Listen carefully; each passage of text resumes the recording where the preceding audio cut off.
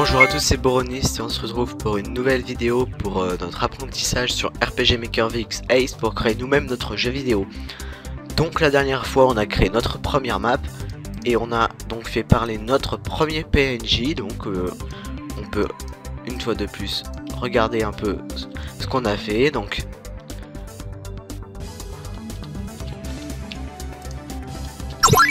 on a fait notre première map, donc on a ce qu'on appelle mappé. On a placé donc le décor, ce qu'on appelle les tilesets, sur notre map. Et on lui a fait afficher un message: bonjour, comment vas-tu? On a fait un choix. Et donc une réponse à chaque choix. Donc maintenant qu'on a vu ça, on va s'attaquer à quelque chose de plus... d'un peu plus compliqué, mais qui est la base en fait d'un RPG Maker VX et de tous les événements. C'est les variables, les interrupteurs, les boucles et les conditions. Donc ce qu'on va faire, c'est qu'on va créer une nouvelle map que j'appellerai map test. Hop, on va lui mettre les... hop, je vais pas m'amuser non plus à la mapper super bien, hein. On va juste faire un truc hyper rapide. Voilà, un truc bien moche. Si vous voulez, vous pouvez vous entraîner en fait à mapper grâce à cette petite map si vous voulez faire pareil. Ou sinon vous faites sur votre propre map, en fait vous faites le propre jeu, mais en suivant un peu ma série de tutoriels, etc. Donc ce qu'on va faire, c'est qu'on va arrêter là, ça m'énerve déjà. Donc on va se mettre sur événement, et en fait ce qu'on va commencer à étudier en premier, ce sont les interrupteurs. Donc on va essayer, si ça vous dit, en fait de faire en sorte que si un interrupteur est activé, quelque chose apparaît, et on va essayer de faire un petit truc joli pour faire l'apparition du personnage. Donc je vous propose de faire ce qu'on appelle un hexagramme, c'est-à-dire ici. On va s'amuser à faire ça. On va le mettre en dessous du héros et contact avec le héros.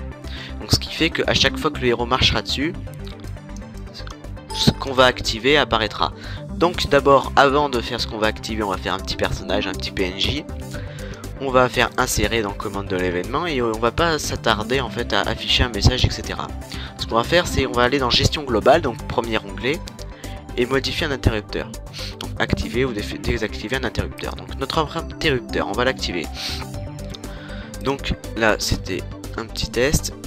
Donc vous tombez sur cette fenêtre et vous allez cliquer sur hop, ces trois petits points. Donc plage, c'est pour par exemple faire de l'interrupteur 1 à l'interrupteur 20 qu'ils soient tous activés par exemple.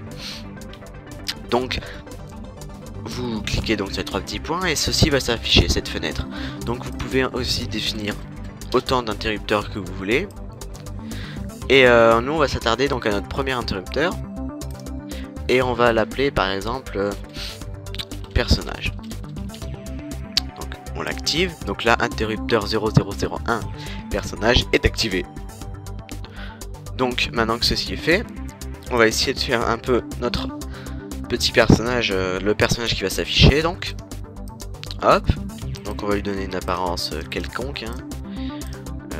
Hop, on va par exemple le faire ressembler à ça.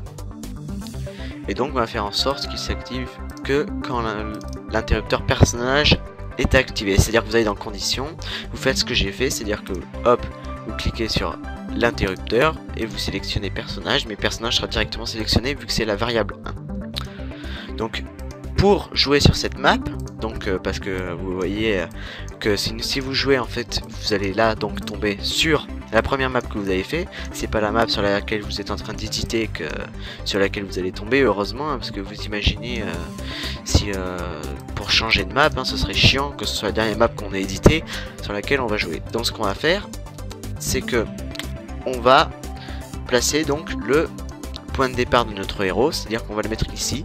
Donc vous faites clic droit, emplacement de départ, équipe. Vous voyez donc la petite image comme un événement que vous pouvez déplacer aussi. Donc vous lancez le jeu.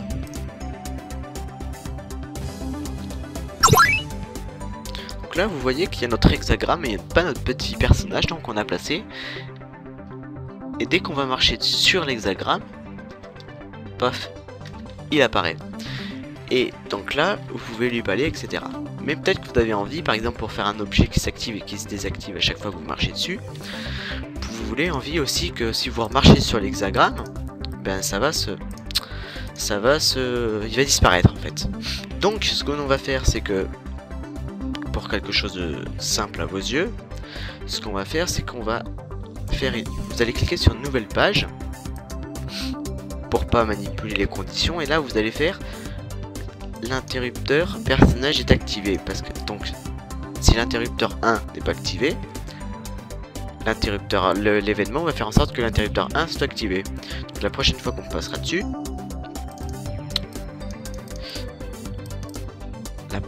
passera dessus, donc c'est cette page, vu que l'interrupteur 1 sera activé, qui va se lancer. Donc on va faire les mêmes paramètres et on va faire que cette fois l'interrupteur personnage est désactivé, ce qui fera que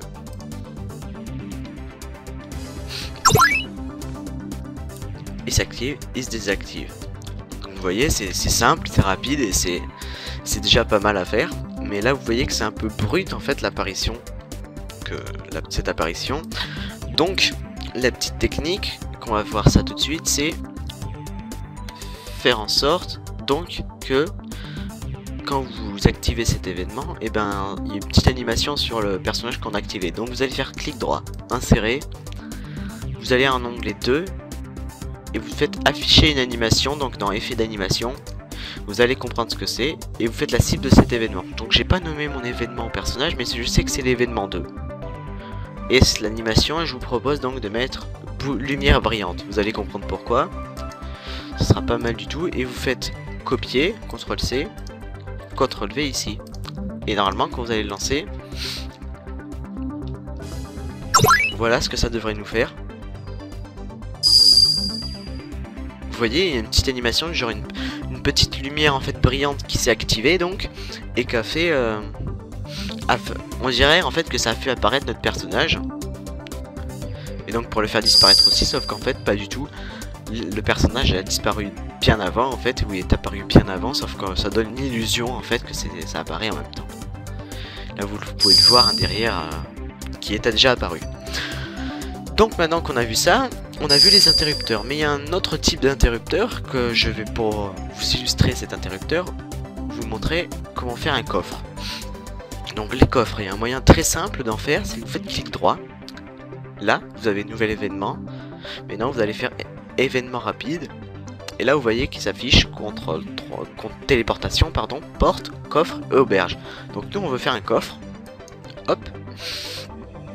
Et ce qu'on va faire, c'est que on va faire gagner 20 pièces, 20 or en fait, en ouvrant ce coffre. Donc vous lui donnez l'apparence que vous voulez. Et maintenant que j'y pense, j'ai une petite idée, c'est que vous montrer un truc assez pratique aussi, c'est que là, vous voyez qu'il y a événement rapide téléportation qui est fait, donc on va utiliser cette téléportation, donc vous allez voir marqué nouvelle téléportation, donc la destination de cette téléportation, ce sera donc le gestionnaire des cartes, etc. Vous mettrez première carte et vous cliquez ici. Et vous mettez que quand vous serez téléporté sur cette map, vous regarderez vers le bas. Donc ça peut vous sembler totalement bizarre pour l'instant, sauf qu'en fait, on va faire pareil ici. Vous allez voir ce que ça va faire, ce que ça va nous faire. C'est que ça va nous faire en fait, vous allez voir, nous téléporter d'une map à l'autre. Donc ce qui sera très utile donc, c'est que quand vous allez faire ça, hop, vous allez être téléporté sur notre première map. Vous pouvez faire autant de maps que vous voulez et donc rejoindre par la suite notre première map. Et donc vous faites des connecteurs en fait logiques à toutes nos maps donc. Et donc là, maintenant qu'on est en jeu, on va tester un peu le coffre. Vous voyez qu'il s'ouvre et qu'il nous marque qu'on a obtenu l'argent qu'on a obtenu. Mais vous voyez aussi qu'il ne devient pas comme il était au début. Il reste comme ça. Et à votre avis pourquoi? Parce qu'en fait il y a un interrupteur avec une nouvelle page en fait qui nous cache, qui en fait donne l'apparence dans une nouvelle page de ce coffre ouvert. Donc on pourra plus rien faire dessus. Et on va vérifier tout ça tout de suite. Donc coffre, vous double-cliquez dessus et vous voyez donc s'afficher. Donc nous on va s'intéresser à ça. Donc interrupteur local. Vous dites local, qu'est-ce que c'est que ce bordel? Donc en fait c'est un interrupteur, mais qui ne s'applique que pour l'événement, parce que tous les autres interrupteurs en fait peuvent être utilisés dans tout le jeu entier. Par exemple, si vous activez un interrupteur au début du jeu et qu'à la fin du jeu, dernière carte, vous marquez si l'interrupteur qu'on avait utilisé au début est activé, si se passera ceci, ben c'est tout à fait possible en fait, et ça marchera parce que l'interrupteur sera activé. Il restera activé, alors que l'interrupteur A, ça ne marchera que pour cet événement, car chaque événement aura son propre interrupteur A, D, B, C, D, donc 4 interrupteurs locaux qui peuvent s'utiliser de la même manière. Donc l'interrupteur local A est activé, donc parce qu'il a été activé ici, et donc vous voyez ce qu'on avait dit, donc la nouvelle image du coffre ouvert. On verra le reste hein, plus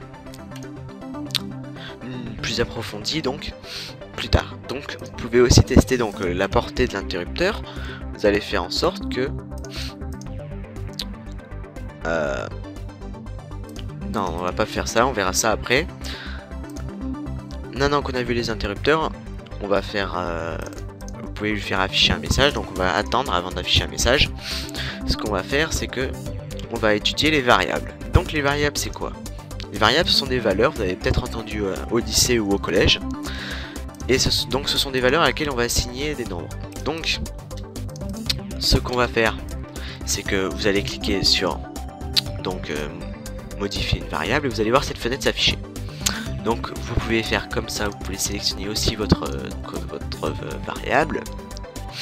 Donc 0, 0, 1, 1, vous avez toutes les portées, donc c'est exactement comme l'interrupteur, vous la nommez. Et moi je l'ai nommé aléa, donc c'était pour un petit test. Pour en fait, ce qu'on va faire, c'est qu'on va faire afficher une valeur aléatoire entre 1 et 100. Et on va faire dire à notre personnage la variable qui sera sélectionnée, le taux, la valeur pardon de la variable. Donc on ne la saura pas vu qu'elle sera aléatoire. Et il va nous l'afficher en fait. Donc vous voyez des diverses opérations. Par exemple, vous pouvez faire, imaginez votre variable est égale à 2. Si vous faites remplacer 0, c'est remplacer 1, donc ça deviendra 1. Si vous faites ajouter 1, ça fera 3. Si vous faites soustraire 1, ça fera 1. Si vous faites multiplier, etc. etc. Et le modulo, c'est pour obtenir les restes d'une division euclidienne. Donc ce qu'on va faire, donc vous pouvez regarder, vous pouvez assigner plein de choses à une variable, c'est là qu'on va la porter en fait. Donc vous pouvez l'assigner à une autre variable en plus, mais ce qui est important, donc vous pouvez faire 1, donc 1 à 100, donc notre valeur aléatoire, mais vous faire aussi, et là c'est plus important, donc toutes ces données de jeu, donc l'objet est possédé, etc. Ça peut prendre en compte, tout peut être enregistré en fait dans une variable. Et vous verrez que ce sera extrêmement utile, donc l'idée de la carte, tout est possible. Donc on va faire donc aléatoire entre 1 et 100. Et on va faire afficher, donc à chaque fois qu'on marchera, ça chargera une nouvelle variable entre 1 et 100. Donc, maintenant que ça est fait, on va faire afficher donc à notre personnage la variable, le taux de la variable. Donc pour ça, vous faites afficher un message. Vous mettez ce que vous voulez. Et vous allez marquer bonjour par exemple, votre variable est 2. Et là, vous allez faire anti-slash v et l'idée de votre variable. Donc nous c'était ceci. Vous pouvez vérifier. Variable 0, 3, 0 et un 1. Donc ça nous affichera bonjour, votre variable est de ce petit connecteur en fait nous permet donc d'afficher l'indication de notre variable. Donc vous pouvez voir ici à l'écran, et si vous laissez le pointeur normalement dessus, toutes les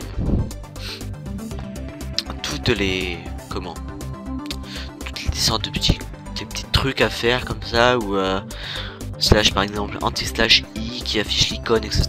Nous on peut afficher une variable, mais on peut afficher aussi le nom d'un personnage, etc. Vous pouvez tout faire. Donc maintenant que vous avez fait ceci, normalement quand ça vous dira votre variable quand on va tester. C'est ce qu'on va faire tout de suite. Normalement si tout marche bien, il apparaît. Donc là ça a sélectionné une variable entre 1 et 100. Et bonjour, votre variable est de 97. Donc entre la la variable a sélectionné un nombre aléatoire entre 1 et 100 et ça choisit 97. C'est du pur hasard. Repassez dessus. Puis revenez. Bonjour, votre variable est de 55. Vous voyez, c'est encore généré une nouvelle valeur en fait. Et vous pouvez faire beaucoup de choses. Par exemple, ce que vous pouvez faire facilement, ce que je vais vous faire réaliser après, ce sera un petit épée. Ou comment faire une loterie dès qu'on aura vu certains trucs. Et vous verrez, ce sera très simple à faire, vous y arrivez facilement. Donc maintenant qu'on a vu ça, bonjour, votre variable est de 0,01. Ce qu'on va faire, c'est qu'on va étudier donc les conditions. Alors les conditions, c'est quoi? Les conditions, c'est clic droit, insérer conditions, c'est l'équivalent de si, alors et sinon. Donc ce qu'on va faire, c'est qu'on va faire en sorte que si notre variable, vous pouvez tout feuilleter, hein, tous les onglets pour garder un peu tout ce qui est possible. De toute façon, au bout d'un moment, dans au moins une vidéo du tutoriel, on utilisera chacun des trucs. Donc ici, la variable, on va mettre que la variable 1, donc notre variable. Si elle est supérieure ou égale, on va mettre supérieure ou égale à 51. Et bien, ça nous fera... vous pouvez faire aussi 51 supérieur ou égal, vous pouvez faire, si ça reviendra au même, supérieur à 50. On va mettre ça d'ailleurs.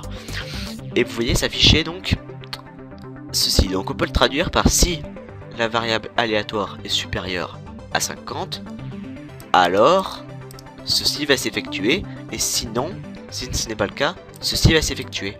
Donc si notre variable qui sera générée aléatoirement sera supérieure à 50, eh bien il sera affiché votre variable est bien supérieure à 50. Sinon, vous pouvez marquer votre variable est inférieure à 50. Et donc c'est aussi simple que ça. Et vous pouvez en enchaîner aussi une autre en fait condition. Dans cette condition, vous pouvez essayer condition. Et on va faire si la variable aléatoire est inférieure ou égale à 25. On va faire juste inférieur à 25. C'est-à-dire que si notre variable est inférieure à 50, c'est-à-dire qu'elle est entre 1 et 50, et que notre variable est entre 1 et 24, donc vu que 25 n'est pas égal, et bien nous allons faire afficher le message votre variable est en plus inférieur à 25. Et donc ça changera, l'affichage sera différent à chaque fois, car voilà, le nombre ne sera jamais le même. Vous pouvez continuer autant que vous voulez. Donc moi j'ai fait copier-coller la condition. Et vous faites ici exécuter autre chose si la condition n'est pas respectée. Vous pouvez décocher ce qui enlèvera le sinon. Donc on va faire si la variable est inférieure à 10.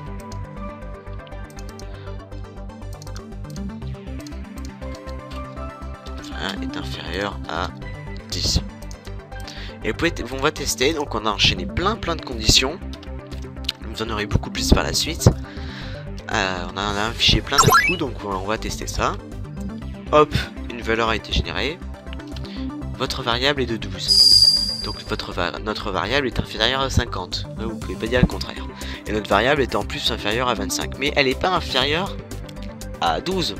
À 10 pardon. Donc le message ne s'affichera pas. On va essayer, on va en générer une nouvelle. Votre variable est de 42. Votre variable est inférieure à 50. C'est tout ce qu'il nous dira.